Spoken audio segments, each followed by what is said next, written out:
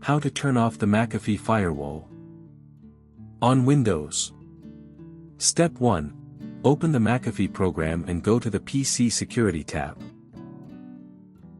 Step 2. Select Firewall from the left panel. Step 3. Click Turn Off in the new window. Step 4.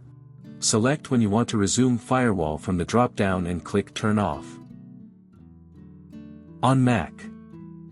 Step 1. Open McAfee and click the gear icon on the top right side of the screen. Step 2. Select Firewall from the menu. Step 3. Turn off the firewall slider and close the program.